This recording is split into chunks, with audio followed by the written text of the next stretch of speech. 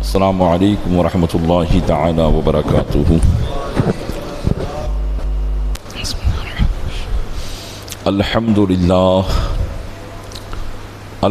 للہ نحمده ونستعینه ونستغفره ونؤمن به ونتوکل علیہ ونعوذ باللہ من شرور انفسنا ومن سیئات اعمالنا، من يهده الله فلا مضل له ومن يضلله فلا هادي له، ونشهد أن لا إله إلا الله وحده لا شريك له، ونشهد أن سيدنا ومولانا محمدا عبده ورسوله، أما بعد فأعوذ بالله من الشيطان الرجيم، بسم اللہ الرحمن الرحیم، فإن اللہ هو مولاه وجبریل وصالح المؤمنین والملائکۃ بعد ذلک ظہیر۔ آمنت باللہ صدق اللہ مولانا العظیم، وبلغنا رسوله النبی الامین المکین الکریم، ونحن على ذلك لمن الشاہدین والشاکرین، والحمد للہ رب العالمین۔ آئیے سب سے پہلے ہم اور آپ آقا انعامدار مدینے کے تاجدار، دونوں عالم کے مالک و مختار، نائب پروردگار، گلشن ہستی کی اولین فصل بہار کے دربار گوہر بار میں درود پاک کا قیمتی ہار پیش کریں۔ اللہم صلی علی سیدنا شفیعنا نبینا و مولانا محمد معدن الجود والکرم وآلہ وبارک وسلم۔ عقیدت و محبت کے ساتھ ایک مرتبہ اور پڑھیں، اللہم صلی علی سیدنا شفیعنا نبینا و مولانا محمد معدن الجود والکرم وآلہ وبارک وسلم۔ گنبد خضراء کے تصور کے ساتھ ایک مرتبہ اور پڑھیں، اللہم صلی علی سیدنا شفیعنا نبینا و مولانا محمد معدن الجود والکرم، منبع العلم والحلم والحکم، وآلہ واصحابہ وبارک وسلم، صلاة و سلاما سرمدا دائما ابدا علیک یا رسول اللہ۔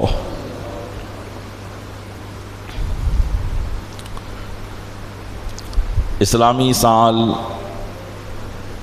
سن 1447 ہجری اپنے اختتامی مراحل پر ہے،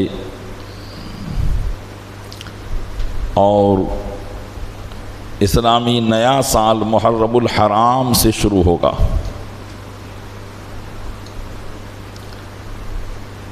ہمارے بزرگوں کی تاریخیں اسلامی سال کے اعتبار سے مشہور و معروف ہیں۔ ہر مہینے میں کسی نہ کسی بزرگ کی یاد ہوتی ہے، اور اللہ کے نیک بندوں کو یاد کرنا اور ان کا ذکر کرنا یہ رحمتوں کے نزول کا سبب ہے۔ اس لیے پورے سال میں ہر ماہ کے اندر کوئی نہ کوئی ایسی ذات اور شخصیت کی یا تو ولادت ہوتی ہے یا وفات ہوتی ہے، جن کے ذکر سے ہم اپنی محفلوں کو مزین اور آراستہ کرتے ہیں۔ اسلامی نیا سال شروع ہوتا ہے تاریخ شہادت حضرت عمر فاروق اعظم رضی اللہ تعالی عنہ سے۔ بعض روایتوں میں 26 ذی الحجہ کا بھی ذکر ہے، اور بعض میں یہ ہے کہ 1 محرم الحرام کو حضرت عمر فاروق اعظم رضی اللہ تعالی عنہ کی شہادت ہوئی، اور 26 ذی الحجہ کو آپ کو زخمی کیا گیا۔ تو یوں ذی الحجہ کے اختتام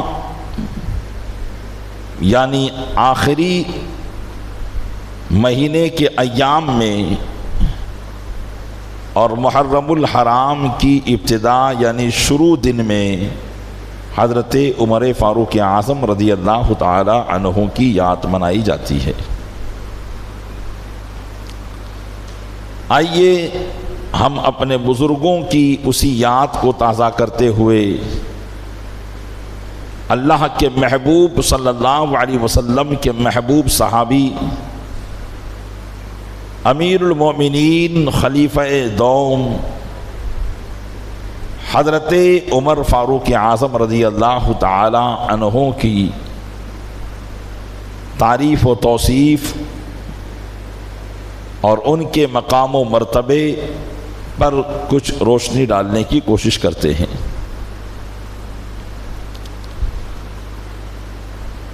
قرآن کریم میں اللہ تبارک و تعالیٰ نے اپنے محبوب صلی اللہ علیہ وسلم کے حوالے سے ارشاد فرمایا فَإِنَّ اللَّهَ هُوَ مَوْلَاهُ، بے شک اللہ ان کا مددگار ہے، یعنی حضور اکرم صلی اللہ علیہ وسلم کا۔ وَجِبْرِيلُ وَصَالِحُ الْمُؤْمِنِينَ، اور جبریل بھی ان کے مددگار ہیں اور نیک مومنین بھی ان کے مددگار ہیں۔ والملائکۃ بعد ذلک ظہیر، اور ان کے بعد یعنی جبریل اور اللہ اور نیک مومنین کے بعد فرشتے بھی ان کے مددگار ہیں۔ تو حضور اکرم صلی اللہ علیہ وسلم نے فرمایا کہ صالح المومنین سے مراد کون ہے؟ ایک تو یہ لفظ عام ہے، ہر نیک مومن کو آپ صالح مومن کہہ سکتے ہیں، اور یوں اس طریقے سے وہ اس میں شامل ہو سکتا ہے، لیکن خصوصیت کے ساتھ جن ذوات بابرکات کا ذکر رسول اللہ صلی اللہ علیہ وسلم نے فرمایا کہ یہاں جو قرآن کریم میں ہے کہ فَإِنَّ اللَّهَ هُوَ مَوْلَاهُ وَجِبْرِيلُ وَصَالِحُ الْمُؤْمِنِينَ، تو حضور اکرم صلی اللہ علیہ وسلم فرماتے ہیں کہ صالح المؤمنین ابو بکر و عمر، کہ صالح مومن جن کا ذکر قرآن میں آیا اس سے مراد حضرت ابو بکر صدیق اور حضرت عمر فاروق اعظم رضی اللہ تعالیٰ عنہ کی ذات ہے۔ اللہ تبارک و تعالیٰ نے ان کی ذوات بابرکات کو صالح مومن یعنی نیک مومن قرار دیا، جس کی وضاحت خود رسول اکرم صلی اللہ علیہ وسلم نے اپنی زبان فیض ترجمان سے فرمائی۔ یوں ہر انسان کہتا ہے کہ میں نیک ہوں، پرہیزگار ہوں، لیکن لطف یہ ہے کہ اللہ فرمائیں کہ نیک کون ہے۔ تو حضرت عمر فاروق اعظم رضی اللہ تعالی عنہ بھی صالح مومنین میں سے ہیں کہ اللہ کی بارگاہ سے انہیں نیک ہونے کی گارنٹی عطا کر دی گئی۔ اور جب اللہ کی طرف سے نیک ہونے کی گارنٹی اور ضمانت عطا کی گئی تو کبھی ان کے معاملے میں غلطی ہو ہی نہیں سکتی. جیسے اللہ نیک فرما دے تو وہ کبھی نیکی سے پھر نہیں سکتا ہے. تو حضرت عمر فاروق اعظم کی فضیلت اگر اس نظریے سے دیکھی جائے تو اللہ کا انہیں صالح مومن فرمانا ہی بہت بڑی بات ہے کہ اللہ انہیں فرما رہا ہے کہ وہ صالح مومن ہیں. حضرت عمر فاروق اعظم رضی اللہ تعالیٰ عنہ کی ذات بابرکات اسلام میں وہ ممتاز اور افضل ترین ذات ہے کہ نبی کریم صلی اللہ علیہ وسلم کے صحابہ میں آپ کا دوسرا مقام ہے. اہل سنت و جماعت کے نزدیک تمام انبیاء حضور اکرم صلی اللہ علیہ وسلم اور جتنے بھی انبیاء کرام آئے اور تمام رسول چاہے وہ انسانوں کے رسول ہوں یا فرشتوں کے رسول ہوں ان کے بعد، اس لیے کہ انسانوں میں بھی رسول ہیں فرشتوں میں بھی رسول ہیں. انسانوں کے رسول 313 اور فرشتوں کے رسول 4 ہیں. حضرت جبرائیل علیہ السلام، میکائیل علیہ السلام، اسرافیل علیہ السلام اور عزرائیل علیہ السلام، یہ 4 فرشتوں کے رسول ہیں. تو اب ہم اہل سنت و جماعت کا عقیدہ اور نظریہ یہ ہے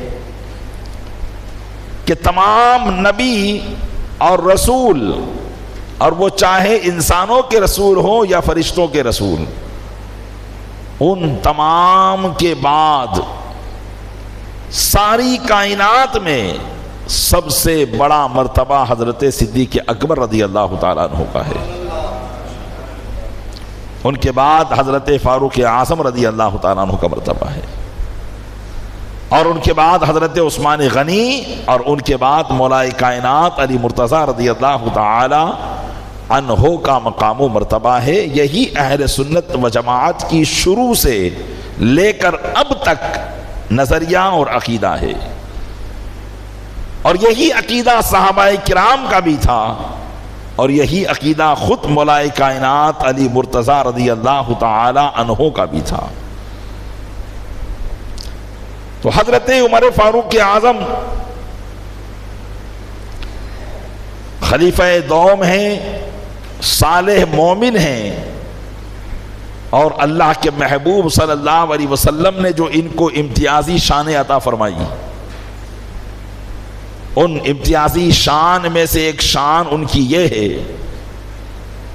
کہ حضور اکرم صلی اللہ علیہ وسلم فرماتے ہیں ان اللہ جعل الحق علی لسان عمر وقلبہ، کہ اللہ تعالیٰ نے عمر کی زبان اور دل پر حق کو جاری فرما دیا ہے.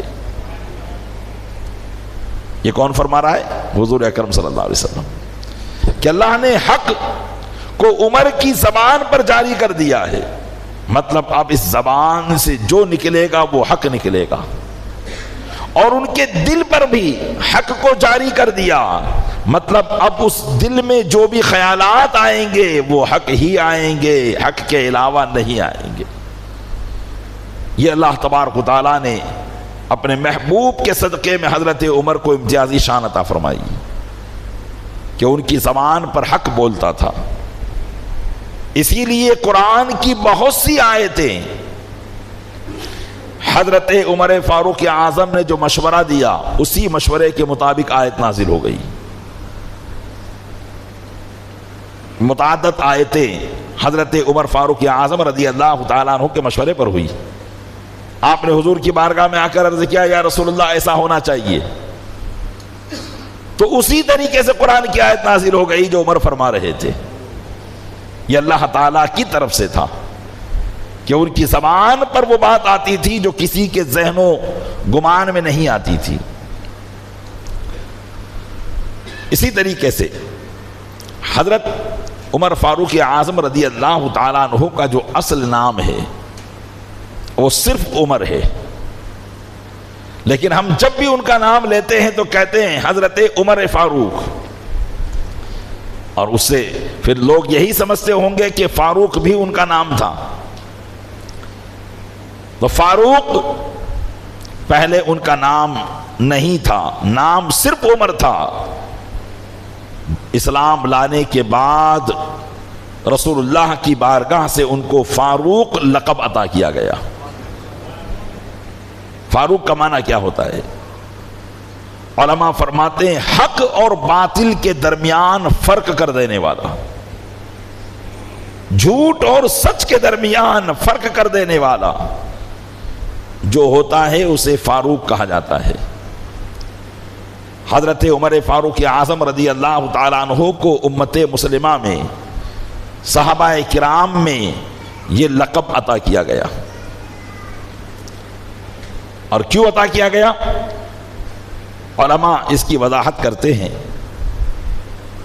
کہ حضرت عمر فاروق اعظم رضی اللہ تعالی عنہ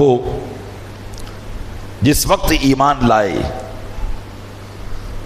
اس وقت 39 مسلمان ہو چکے تھے اور 40 کا عدد حضرت عمر فاروق اعظم سے پورا ہوا۔ آپ ایمان لائے تو 40 مسلمان ہو گئے، اس سے پہلے 39 مسلمان تھے۔ حضرت عمر جب ایمان لائے تو اس وقت مسلمانوں کا حال یہ تھا کہ جو ایمان لاتا حضور کی بارگاہ سے اسے یہ نصیحت ہوتی کہ اپنے ایمان کو چھپاؤ،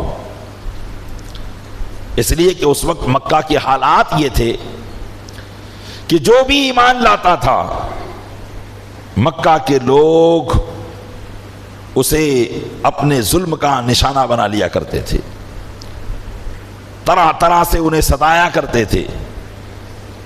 تو حضور اکرم صلی اللہ علیہ وسلم نے انہیں حکم دے رکھا تھا کہ کوئی بھی ابھی اپنے ایمان کو ظاہر نہ کرے، اور جب کوئی ایسی بات ہوتی کہ مسلمانوں کو آپس میں کوئی مشورہ کرنا ہوتا تو کعبۃ اللہ شریف کے قریب میں ایک گھر تھا جسے دار ارقم کے نام سے یاد کرتے تھے، اس گھر میں تمام صحابہ حضور کے ساتھ شامل ہو جاتے اور پھر وہاں مشورہ کیا کرتے تھے۔ حضرت عمر فاروق اعظم کا ایمان لانے کا واقعہ تو آپ سنتے ہی رہتے ہیں۔ جب آپ ایمان لے آئے اسی گھر میں آ کر دار ارقم میں، تو حضور اکرم صلی اللہ علیہ وسلم نے حضرت عمر سے بھی فرمایا استرہ یا عمر، اے عمر اپنے ایمان کو ابھی چھپانا، ابھی لوگوں میں ظاہر مت کرنا۔ تو حضرت عمر فاروق اعظم رضی اللہ تعالی عنہ نے حضور کی بارگاہ میں عرض کیا والذی بعثک بالحق لعالنتہ کما عالنت الشرک، قسم اس ذات کی جس نے آپ کو حق کے ساتھ بھیجا ہے، میں اپنے ایمان کا ایسا اعلان کروں گا جیسے شرک کا اعلان کرتا تھا، کہ جب میں کھلم کھلا، جب میں کافر تھا، ایمان نہیں لایا تھا، تو کھلم کھلا میں شرک کا اعلان کرتا تھا، بت پرستی کا اعلان کرتا تھا، اب ایسے ہی میں اپنے ایمان کا بھی اعلان کروں گا۔ روایتوں میں آتا ہے، مختلف روایتیں مختلف واقعات کی شکل میں ملتی ہے۔ حضرت عمر فاروق اعظم رضی اللہ تعالیٰ عنہ یہ کہہ کر حضور کی بارگاہ سے نکلے اور ایک بڑے کافر جو کافروں کا سردار تھا اس کے گھر پر گئے اور اس کا دروازہ کھٹکھٹایا۔ وہ باہر نکلا تو آپ نے اس سے فرمایا کہ میں مسلمان ہو گیا ہوں۔ اس نے فوراً دروازہ بند کر لیا اور کہا کہ اے عمر ایسا مت کرنا، آپ کا مقصد یہ تھا کہ میں اس کو بتاؤں تاکہ یہ لوگوں کو بتا دے جا کر، اور سارے مکہ کے لوگ میرے مسلمان ہونے کو جان لے اور پھر میں دیکھتا ہوں کہ کون مجھے تکلیف دیتا ہے. لیکن آپ کا یہ مقصد پورا نہیں ہوا. اس نے دروازہ بند کر لیا. آپ دوسرے سردار کے پاس گئے اور اس سے بھی جا کر آپ نے یہی کہا کہ میں ایمان لے آیا ہوں. وہ بھی خوف کے مارے گھر کے اندر بند ہو گیا اور یہ کہا کہ عمر ایسا نہ کرنا. حضرت عمر فاروق اعظم رضی اللہ تعالیٰ عنہ نے سوچا کہ ابو جہل ہر بات میں مسلمانوں کو تکلیف دینے میں آگے رہتا ہے، اسلام کا سب سے بڑا دشمن ہے، چلو اسی کے پاس جاتا ہوں اور اس کو بتاتا ہوں کہ میں ایمان لے آیا، وہ تو لوگوں میں ڈھڈورا پیٹ دے گا. حضرت عمر جب اس کے پاس گئے تو وہ بھی بزدل نکلا، اور جب اسے پتا چلا کہ حضرت عمر ایمان لے آئے اس نے بھی دروازہ بند کر لیا. اب حضرت عمر یہ چاہتے تھے کہ میرے ایمان کا اعلان ہو، میں ایک اللہ وحدہ لا شریک کا عبادت گزار بن چکا ہوں اور سارے معبودان باطل کی پوجا پاٹ سے میں توبہ کر چکا ہوں. اب اس ایمان کی چاشنی اسی میں ہے کہ لوگ جان لے کہ میں مسلمان ہوں. تو آپ نے لوگوں سے پوچھا من انم الناس، بتاؤ مکہ کے اندر سب سے بڑا چغل خور کون ہے؟ تو لوگوں نے بتایا کہ ہاں ایک شخص ہے کہ جس کو اگر کوئی بات بتائی جائے تو جب تک وہ 10 آدمیوں کو نہ بتا دے خاموشی سے نہیں بیٹھتا. حضرت عمر فاروق اعظم رضی اللہ تعالیٰ عنہ اسی کے پاس چلے گئے اور اس کو کہا کہ دیکھو میں ایمان لے آیا ہوں لیکن کسی کو بتانا مت. اور چغل خور کی عادت ہوتی ہے کہ جس بات کو اس کو بتانے سے منع کیا جائے وہی بات وہ لوگوں کو بتاتا ہے. تو اس سے رہا نہیں گیا، جیسے ہی اس نے سنا فوراً حضرت عمر رضی اللہ تعالیٰ عنہ کے پاس سے نکل کر مسجد حرام میں پہنچا. وہاں مشرکین مکہ کے سردار اپنی عادت کے مطابق صحن حرم میں بیٹھے ہوئے تھے. تو اس نے جا کر ان لوگوں کو مخاطب کیا اور کہا کہ سنو، الا ان عمر قد صبا، سنو عمر صابی ہو گیا ہے. صابی سواد سے، یہ ان کی زبان میں اس کو کہتے تھے جو بے دین ہو جاتا تھا، اور ان کی سمجھ میں وہ شخص بے دین ہو جاتا تھا جو 360 بتوں کی عبادت کو چھوڑ کر ایک اللہ کی عبادت کرنے لگ جائے، کیونکہ ان کے نزدیک وہی مذہب تھا، وہی دین تھا. اس لیے اگر کوئی اس دین سے پھر جائے تو وہ اس کو کہتے تھے کہ یہ بے دین ہو گیا. تو اس چغل خور نے جا کر یہی کہا کہ الا ان عمر قد صابا، سنو عمر بے دین ہو گیا ہے، وہ صابی ہو گیا ہے. تو حضرت عمر فاروق اعظم رضی اللہ تعالیٰ عنہ اس کے پیچھے ہی تھے اور دیکھنا چاہتے تھے کہ یہ لوگوں کو جا کر کیا بتاتا ہے. جب اس نے یہ کہا کہ عمر بے دین ہو گیا تو حضرت عمر فاروق اعظم رضی اللہ تعالیٰ عنہ نے فرمایا کہ نہیں، بلکہ میں تو مسلمان ہو چکا ہوں، میں ایک اللہ کا عبادت گزار ہو چکا ہوں اور اب میرا دین وہی ہے جو محمد صلی اللہ علیہ وسلم کا دین ہے. لیکن حضرت عمر رضی اللہ تعالیٰ عنہ جو چاہتے تھے کہ جب کوئی مسلمان ایمان لاتا اور وہ اپنے ایمان کا اقرار اور اعلان لوگوں کے سامنے کرتا تو لوگ اسے سزا دیتے تھے، ظلم کرتے تھے اور بڑی باتیں ہوتی تھی. لیکن یہاں وہ معاملہ بھی نہیں ہوا کہ کوئی آپ سے پوچھے کہ کیوں تم نے ایمان قبول کیا، کیوں تم اسلام لائے، کیا جانتے نہیں ہو. اس طرح کی کسی نے بات نہیں کہ سب اپنے اپنے گھر چلے گئے. حضرت عمر فاروق اعظم رضی اللہ تعالیٰ عنہ نبی کریم صلی اللہ علیہ وسلم کی بارگاہ میں حاضر ہوئے اور عرض کرنے لگے یا رسول اللہ علیہ الصلوۃ والسلام، کیا ہم حق پر نہیں ہیں زندگی میں اور مرنے کے بعد بھی؟ حضور اکرم صلی اللہ علیہ وسلم نے فرمایا کہ عمر ہم زندگی میں بھی حق پر ہیں اور مرنے کے بعد بھی حق پر ہیں۔ پیارے اسلامی بھائیوں، یقیناً یہی ایک ایمان کا اور اہل ایمان کا وہ یقین ہے جس میں اہل ایمان ذرہ برابر بھی شک نہیں کرتے۔ بہت سے لوگ وہ ہوں گے جو ابھی بھی مذبذب ہے کہ مرنے کے بعد تو معلوم نہیں کیا ہوگا، کوئی کچھ کہتا ہے، کوئی کچھ کہتا ہے، لیکن اسلامی نظریہ، اسلامی عقیدہ یہی ہے کہ انسان جب تک اپنی زندگی جیتا ہے اور مرنے کے بعد اسے اللہ کی بارگاہ میں حاضر ہونا ہے۔ اور سارے مذاہب میں سب مذہب سے بہتر نظریہ اسلام کا ہے، اور وہ اس بات پر یقین رکھتے ہیں کہ الحمدللہ جس طرح ہم دنیا میں حق پر ہیں اسی طرح مرنے کے بعد بھی حق پر ہی ہے۔ تو حضور نے فرمایا کہ قسم خدا کی تم جس طرح دنیا میں حق پر ہو مرنے کے بعد بھی حق پر ہو۔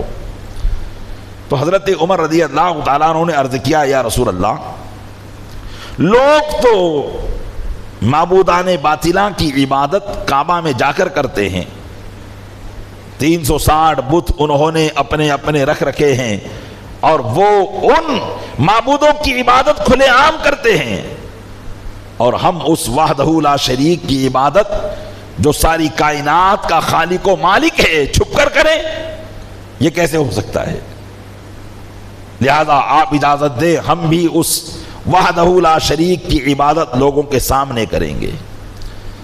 حضرت عبداللہ بن عباس رضی اللہ تعالیٰ عنہما اس روایت کے راوی ہیں، اور حضرت عبداللہ بن عباس تو حالانکہ اس وقت موجود نہیں تھے، پیدا ہی نہیں ہوئے تھے، ان کی ولادت مدینہ منورہ میں ہوئی، لیکن یہ چھوٹے صحابی تھے اور ان سے بہت ساری حدیثیں مروی ہیں، بڑے بڑے صحابہ سے انہوں نے حدیثوں کو سن کر لوگوں تک پہنچایا۔ یہ حضرت عمر فاروق اعظم سے اکثر حدیثوں کو سنا کرتے تھے، اور کہتے بھی تھے کہ تمام صحابہ میں سب سے پسندیدہ صحابی جو میرے نزدیک ہے وہ حضرت عمر فاروق اعظم ہے۔ تو ان کی روایت حضرت عبداللہ بن عباس ہی کر رہے ہیں۔ یہ کہتے ہیں کہ جب حضرت عمر ایمان لے آئے اور حضور کی بارگاہ میں جب یہ باتیں ہوئی تو 40 صحابہ اس وقت مکمل ہو چکے تھے۔ تو حضرت عمر فاروق اعظم فرماتے ہیں کہ مجھ سے 3 دن پہلے حضرت امیر حمزہ ایمان لائے تھے، جو حضور اکرم صلی اللہ علیہ وسلم کے سگے چچا حضرت امیر حمزہ رضی اللہ تعالیٰ عنہ، فرماتے ہیں کہ مجھ سے 3 دن پہلے وہ ایمان لائے تھے، اور ان کا بھی ایک دبدبہ تھا مکہ مکرمہ میں، ان کی بھی لوگوں کے درمیان ایک دہشت ہوا کرتی تھی، اور حضرت عمر فاروق اعظم بھی باروب صحابی تھے۔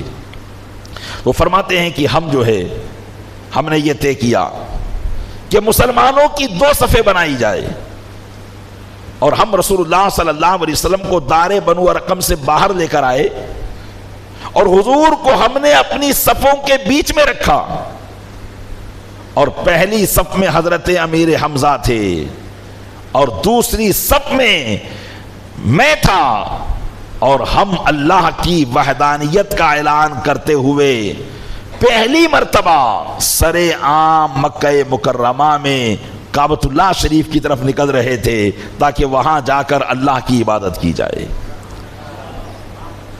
لوگ کہتے ہیں کہ جو بھی دیکھتا کہ آج مسلمان کھلے عام ایمان اللہ کی وحدانیت کا اعلان کر رہے ہیں اور شرارت کی نیت سے آگے بڑھتا، لیکن جب حضرت امیر حمزہ اور حضرت عمر کو دیکھ لیتا تو خاموش ہو جاتا، کسی میں ہمت نہ ہوتی کہ وہ ان کو آ کر کوئی تکلیف دے سکے۔ اللہ کے محبوب صلی اللہ علیہ وسلم نے حضرت عمر کا جب یہ رعب دیکھا اور یہ حق و باطل کے اندر فرق کرنے والی اس کمال کو دیکھا تو حضور نے حضرت عمر کو لقب عطا فرمایا کہ تم فاروق ہو، تمہارا لقب فاروق ہے کہ تم نے حق و باطل کے درمیان فرق کو پیدا کر دیا ہے۔ اور حضرت عمر فاروق اعظم رضی اللہ تعالیٰ عنہ کا یہ لقب جو فاروق پڑا، یہ لقب صرف دنیا ہی میں مشہور نہ ہوا بلکہ ایک مرتبہ نبی کریم صلی اللہ علیہ وسلم مسجد نبوی شریف میں تشریف فرما تھے اور حضرت جبریل امین بھی آپ کی بارگاہ میں حاضر تھے۔ حضور اکرم صلی اللہ علیہ وسلم حضرت جبریل سے گفتگو فرما رہے تھے کہ اتنے میں حضرت عمر فاروق اعظم رضی اللہ تعالیٰ عنہ بھی مسجد میں آئے۔ تو حضرت جبریل کا جب آنا ہوتا تھا تو ان کے آنے کی کیفیت یہ رہتی تھی، یا تو وہ کسی صحابی کی شکل میں آتے اور حضور کی بارگاہ میں آ کر حاضر ہو جاتے، کیونکہ حضرت جبریل انسان تو ہے نہیں، وہ تو فرشتے ہیں، وہ نوری مخلوق ہیں، اور نوری مخلوق کا اس طریقے سے زمین پر آنا یہ مشکل ہوتا ہے کہ کوئی اس کو دیکھے، اس لیے وہ کسی نہ کسی صحابی یا کوئی گاؤں دیہات والے کی شکل میں وہ آیا کرتے تھے۔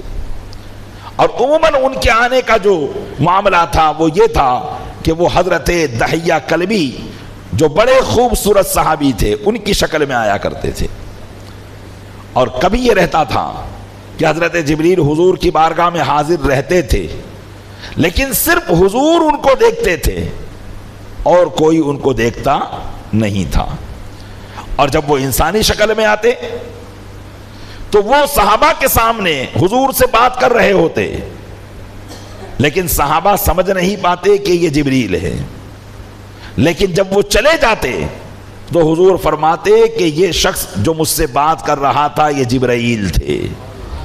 اس طریقے سے صحابہ اکرام جان لیا کرتے۔ اس لیے حضرت جبریل ایسی شکل میں آتے جن کو صحابہ عموماً پہچانتے نہیں تھے۔ تو حضرت عمر فاروق اعظم رضی اللہ تعالیٰ عنہ عین اس وقت پہنچے جب حضور اکرم صلی اللہ علیہ وسلم نے ان سے محو گفتگو تھے اور جبریل امین سے باتیں چل رہی تھی۔ تو حضرت جبریل نے پوچھا، یا رسول اللہ یہ جو آنے والا شخص ہے کیا یہ عمر ہے؟ تو حضور اکرم صلی اللہ علیہ وسلم نے فرمایا کہ ہاں یہ عمر ہے۔ نبی کریم صلی اللہ علیہ وسلم نے فرمایا کہ جبریل بتاؤ کیا عمر کو آسمانوں میں بھی لوگ جانتے ہیں؟ کیونکہ آسمان میں اللہ کی نوری مخلوق فرشتے ہیں۔ فرمایا کیا آسمانوں میں بھی ان کا تذکرہ ہے؟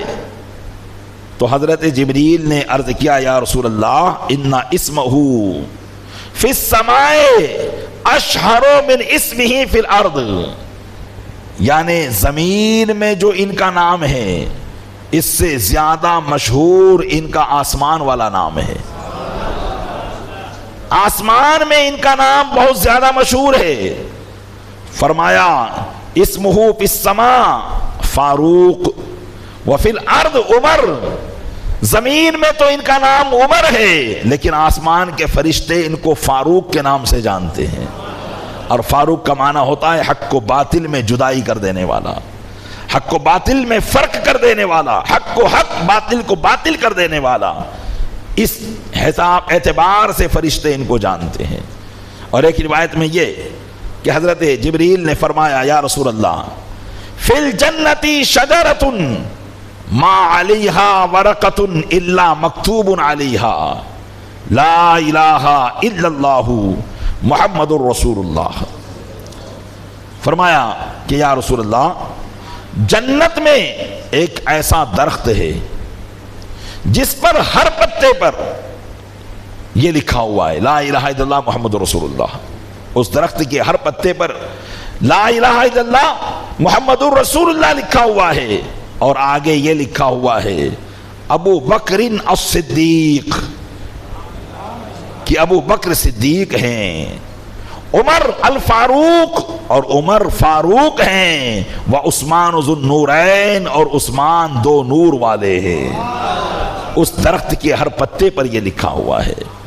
یہ حضرت عمر فاروق اعظم اور نبی کریم صلی اللہ علیہ وسلم کے ان صحابہ کی شان و شوکت کو اللہ تبارک و تعالیٰ نے جنت کے درخت کے پتوں پر ظاہر کیا ہوا ہے۔ حضرت عمر فاروق اعظم رضی اللہ تعالیٰ عنہ ایسے فاروق ہے، ایسے حق و باطل کے درمیان جدائی کرنے والے ہیں۔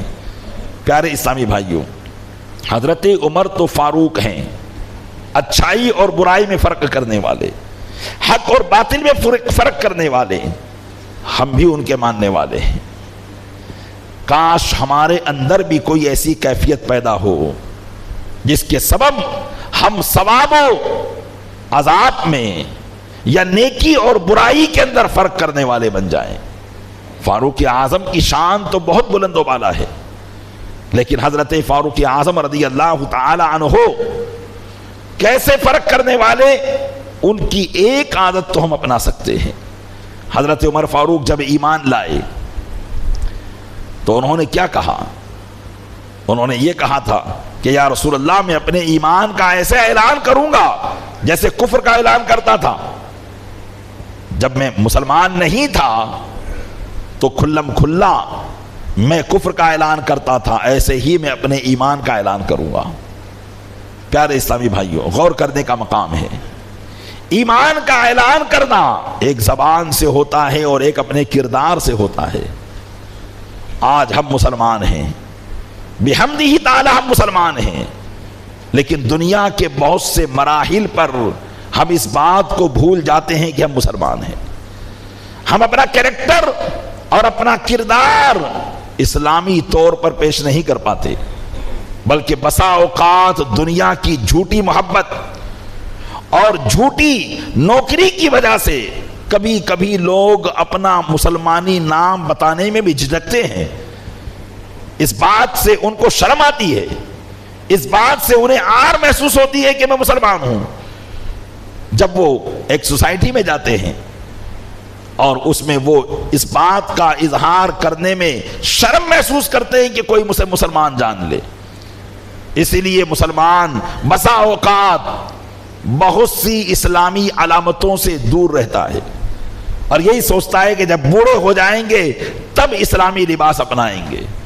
کرتا پائجامہ پہننے میں ہمیں شرم آتی ہے، ٹوپی لگانے میں ہمیں شرم آتی ہے، امامہ باندھنے میں ہمیں شرم آتی ہے، اسلامی شعار اپنانے میں ہمیں شرم آتی ہے، اور داڑھی چہرے پر رکھنے میں ہمیں شرم آتی ہے کہ لوگ ہمیں مسلمان سمجھیں گے، لوگ ہمیں دیندار سمجھیں گے. جبکہ مسلمان ہوتا ہی وہ ہے جو ایمان اور کفر کے اندر فرق کرنے والا ہو. ہماری زبان سے جس طریقے سے ہم کلمہ طیبہ پڑھ کر اپنے ایمان کا اقرار کرتے ہیں، ہمارے لباس اور ہمارے کریکٹر اور عادت و اطوار اور ہمارے کردار سے بھی ہمارے اسلام کا اعلان ہونا چاہیے. حضرت عمر فاروق اعظم سے سچی محبت کا تقاضا یہی ہے. اسی طریقے سے ہماری امیج ایک ایسی ہونی چاہیے. حضرت عمر فاروق اعظم کی امیج کیا تھی؟ آپ کا روب کیا تھا؟ آپ کا دبدبہ کیا تھا؟ حضور اکرم صلی اللہ علیہ وسلم ارشاد فرماتے ہیں، والذی نفسی بیدیہ ما لقیک الشیطان سالکا فجا الا سلکا فجا غیر فج. نبی کریم صلی اللہ علیہ وسلم ارشاد فرماتے ہیں، قسم اس ذات کی، قسم کھا کر اس بات کو ارشاد کیا، قسم اس ذات کی جس کے قبضے میں میری جان ہے، عمر جب تم سے شیطان ملتا ہے تو تم جس راستے پر ہوتے ہو شیطان اس راستے کو بدل دیتا ہے. شیطان کون ہے؟ شیطان انسان کا چھپا دشمن ہے، ہمارے سامنے نہیں ہے. وہ ہمیں بہکانے آتا ہے، وسوسے ڈالتا ہے. بہت سی باتیں وہ جو کھلا دشمن نہیں کر پاتا یہ چھپا دشمن کر کے چلا جاتا ہے. بھائی سے لڑوا دے گا، بہنوں سے لڑوا دے گا، میاں بیوی میں جھگڑا کروا دے گا، اختلاف برپا کروا دے گا. اتنی طاقت شیطان رکھتا ہے. لیکن حضرت عمر کی وہ امیج تھی، وہ دبدبا تھا، وہ روب تھا کہ آپ احقاق حق اور ابطال باطل میں، یعنی حق کو حق بتانے میں اور باطل کو باطل بتانے میں اتنے سخت تھے کہ شیطان آپ کے راستے سے ہٹ جایا کرتا تھا. حضور فرما رہے ہیں، کیونکہ حضور کی نگاہیں وہ دیکھتی ہیں جو ہم نہیں دیکھ سکتے. حضور شیطان کو بھی دیکھتے ہیں، ابلیس کو بھی دیکھتے ہیں. فرمایا کہ تم جس راستے پر ہوتے ہو، قسم اس ذات کی جس کے قبضے میں میری جان ہے، شیطان اس راستے کو بدل دیتا ہے. یہ حضرت عمر فاروق اعظم کا روب ہے. پیارے اسلامی بھائیوں، ہماری بھی کچھ ایسی امیج ہونی چاہیے، کچھ ایسی حیثیت ہونی چاہیے. ہمارے اندر کچھ ایسا فرق ہونا چاہیے کہ اگر ہم کہیں پہنچے لوگ گناہ کرتے ہو تو گناہ کرنے میں شرمانے لگ جائے. گانے سنتے ہوں تو گانے سننے میں انہیں شرم آ جائے، ٹی وی پر فلم چل رہی ہو ہماری موجودگی میں انہیں شرم آ جائے کہ ان کے سامنے میں یہ گناہ کیسے کروں۔ یہ امیج ہر مرد کی اپنے گھر کے اندر ہونی چاہیے۔ لیکن آج معاملہ کیا ہے؟ یہاں تو نہ باپ کا روب ہے، نہ ماں کا روب ہے، نہ بڑے بھائی کا روب ہے۔ کیوں؟ اس لیے کہ اس باپ نے خود شریعت کو نہیں اپنایا ہے، خود خدا کا خوف اپنے دل میں نہیں بھرا ہے، خود اللہ اور رسول کی سچی محبت کا وہ علم بردار نہیں ہے، اس لیے اس کی امیج کا کوئی فرق نہیں پڑتا۔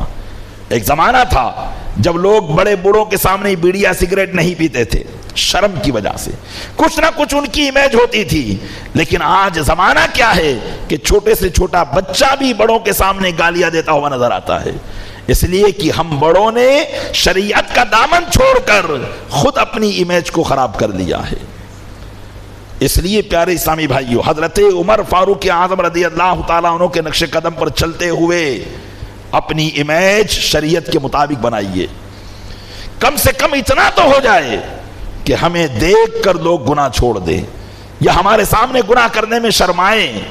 حضرت عمر فاروق اعظم رضی اللہ تعالیٰ عنہ کا یہ معاملہ تھا، ایسی امیج تھی، حق اور باطل کے درمیان فرق کرنے میں اتنے مشہور تھے کہ لوگ جلدی حضور کی بارگاہ میں کوئی ایسی بات نہیں کہتے جب حضرت عمر موجود ہوتے کہ کہیں حضرت عمر سن لیں گے تو ان کا جلال آب و تاب میں آ جائے گا۔ ایک شاعر صحابی تھے حضرت اسود بن سری رضی اللہ تعالیٰ عنہ، لیکن گاؤں کے رہنے والے تھے، لیکن شعر و شاعری بہت اچھی کرتے تھے، اور جب شعر و شاعری کرتے تو کبھی حضور کی نعت لکھتے اور کبھی اللہ کی حمد لکھا کرتے تھے۔ تو حضرت اسود بن سری رضی اللہ تعالیٰ عنہ مدینہ منورہ کے جو صحابہ تھے ان کو زیادہ پہچانتے نہیں تھے، اس لیے ایک مرتبہ انہوں نے اللہ کی حمد لکھی، اللہ کی تعریف میں چند اشعار لکھے، تو حضور اکرم صلی اللہ علیہ وسلم کی بارگاہ میں آئے تاکہ حضور کو سنائیں، اگر کوئی غلطی ہوگی تو نکل جائے گی۔ تو حضرت اسود بن سری رضی اللہ تعالیٰ عنہ نے جب آ کر عرض کیا، یا رسول اللہ، میں نے اپنے رب کی حمد لکھی ہے اشعار کی زبان میں، آپ اس کو سماعت کر لیں، کوئی غلطی ہو تو بتائیں۔ تو حضور نے فرمایا، ان ربک یحب الحمد، بے شک تمہارا رب تعریف کو پسند کرتا ہے۔ حضرت اسود بن سری رضی اللہ تعالیٰ عنہ نے سنانا شروع کیا۔ اب اہل عرب جو اشعار لکھتے تھے ہماری طرح نہیں، 4-5 شعر لکھ دیے ایک پوری نعت ہو گئی، 4-5 شعر لکھ دیے پوری حمد بن گئی۔ وہ شعر و شاعری میں اتنے باکمال ہوتے تھے کہ ایک ایک قصیدہ 100 شعروں پر مشتمل ہوتا تھا، لمبے لمبے قصیدے وہ لکھا کرتے تھے، اور فصیح عربی زبان کے اندر اللہ تعالیٰ نے ایسی قوت گویائی ان کو عطا فرمائی تھی۔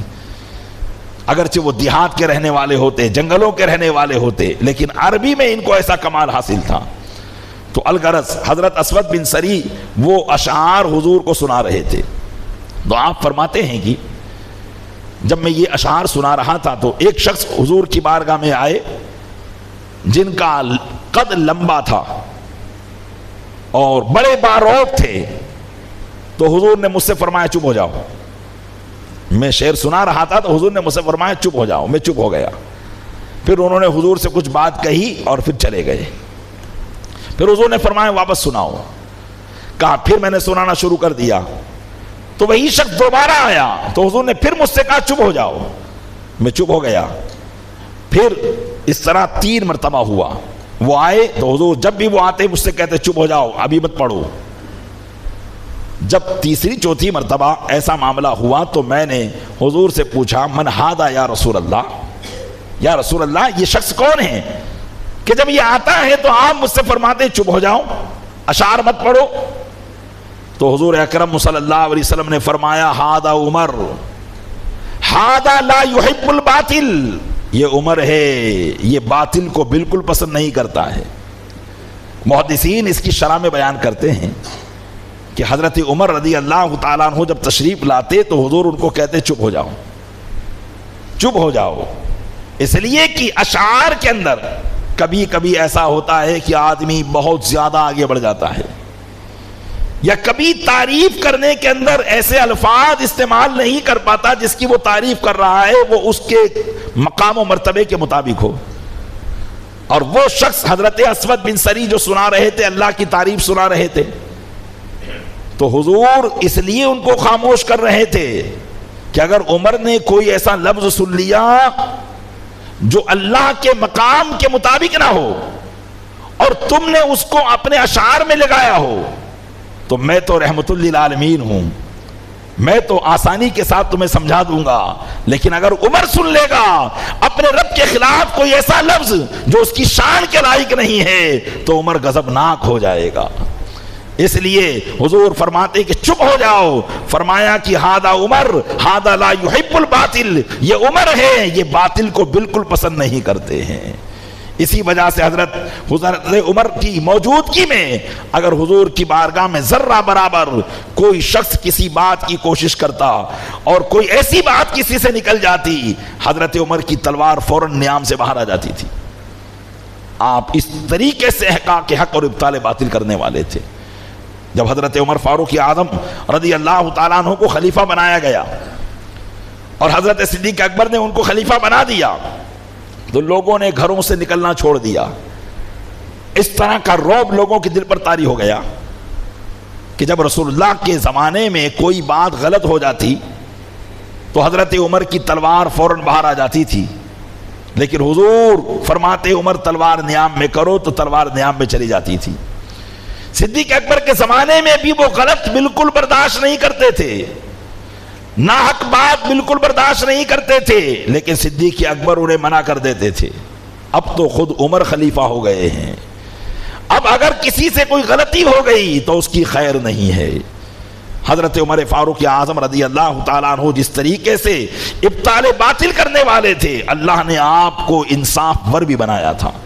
جب آپ نے سنا کہ لوگوں کے دل کے اندر ایسے خدشات اور خیالات میرے حوالے سے پیدا ہو رہے ہیں، مسجد نبوی شریف میں تشریف لائے، لوگوں کو جمع کیا اور خطبہ دیا اور فرمایا کہ لوگوں سن لو، عمر اپنے رب کے شریعت کے معاملے میں ذرہ برابر بھی کسی مخالفت کو برداشت نہیں کر سکتا. اگر تم اس معاملے پر پابند رہے تو پھر عمر کی ذریعے تم رحمت ہی دیکھو گے، اور اگر شریعت کے خلاف تمہارا کوئی کام ہوا تو پھر سمجھ لینا کہ عمر کی تلوار اس کا کام تمام کرے گی. غرض کی حضرت عمر فاروق اعظم رضی اللہ تعالیٰ عنہ نے اپنے عدل اور انصاف کا اعلان کیا. اس وقت کون سے مسلمان تھے؟ خیر القرون کے مسلمان تھے. وہ مسلمان تھے جن کو رسول اللہ صلی اللہ علیہ وسلم نے فرمایا تھا کہ تم ایسے زمانے کے مسلمان ہو جو زمانہ سارے زمانوں سے بہتر ہے. 100% مسلمان تھے اور 100% شریعت کے پابند لوگ تھے. ذرا برابر ان سے شریعت کے خلاف کام نہیں ہوتا تھا. اگر ہو جاتا تو فوراً توبہ کرتے تھے، اڑنے والے نہیں تھے، لڑنے والے نہیں تھے، فوراً اپنے نفس کی اصلاح کرتے، اللہ کی بارگاہ میں رجوع کیا کرتے تھے. حضرت عمر فاروق اعظم رضی اللہ تعالیٰ عنہ کی عدل پر ان کو ایسا اعتماد اور بھروسہ ہو گیا کہ پھر ہر آدمی حضرت عمر کے پاس اپنی بات آسانی سے کہتا تھا اور اپنے کام کرواتا تھا. یہاں تک کہ اگر حضرت عمر کی ذات میں ظاہری طور پر کوئی ایسی بات نظر آتی جو ان کو سمجھ میں نہیں آتی تو ایک عام آدمی بھی کھڑا ہو کر ان سے سوال کر لیا کرتا تھا. حضرت عمر فاروق اعظم رضی اللہ تعالیٰ عنہ ایک دن جمعہ کے دن 2 چادر پہن کر، جو یمن کی چادریں تھی، خطبہ دے رہے تھے. تو ایک شخص کھڑا ہوا اور اس نے پوچھا کہ اے عمر، یہ جو چادریں آئی ہیں ہر ایک کو اتنا کپڑا ملا ہے کہ اس سے یا تو کرتا بن سکتا ہے یا پائجامہ بن سکتا ہے، لیکن ہم دیکھ رہے ہیں کہ آپ نے کرتا پائجامہ دونوں اسی چادر کا بنا رکھا ہے. تو اس کا مطلب یہ ہے کہ آپ خلیفہ ہیں تو آپ نے اس کپڑے میں سے زیادہ کپڑا لیا ہے. حضرت عمر فاروق اعظم نے فرمایا یقیناً جب تک ایسے لوگ موجود رہیں گے کسی بھی خلیفہ کی طرف سے کوئی شریعت کے خلاف کام نہیں ہو پائے گا. آپ نے فرمایا کہ اب سنو ماجرا کیا ہے. ماجرا یہ ہے کہ ایک کپڑا اس میں میرے حصے کا ہے اور ایک کپڑا میرے بیٹے کا حصے کا ہے. اس بیٹے کے حصے کو میں نے سلوا لیا ہے. یہ ہے پیارے اسلامی بھائیوں کہ حق بات کو چھپانا اور حق بات کے خلاف برداشت کرنا۔ جب عوام کا نظریہ اور ذہنیت ایسی بن جاتی ہے کہ وہ جھوٹ کو برداشت کرتی رہتی ہے تو ان پر حکما بھی ایسے مسلط ہو جاتے ہیں جو جھوٹے ہوتے ہیں، اور جب عوام صحیح ہوتی ہے تو ان کا جو امام ہوتا ہے وہ بھی صحیح رہتا ہے۔ اس لیے امام اور عوام کا دونوں کا حسن اخلاق والا ہونا بہت ضروری ہے۔ اگر آپ چاہتے ہیں کہ ہمارا آگیوان بہتر ہو تو ہمیں بھی اپنا بہتر بننا ہوگا، ہمیں بھی حق پسند بننا ہوگا، ہمیں بھی حق گو بننا ہوگا، اور حق گو رہنا ہی ایمان والے کی علامت اور پہچان ہے۔ اللہ تبارک و تعالی ہمیں حضرت عمر فاروق اعظم رضی اللہ تعالیٰ عنہ کے نقش قدم پر چلنے کی توفیق عطا فرمائے، حق گو بنائے، اور ان کے نقش قدم پر چل کر اس دنیا سے رخصت ہونے کی سعادت عطا فرمائے۔ آمین بجاہ نبی الامین۔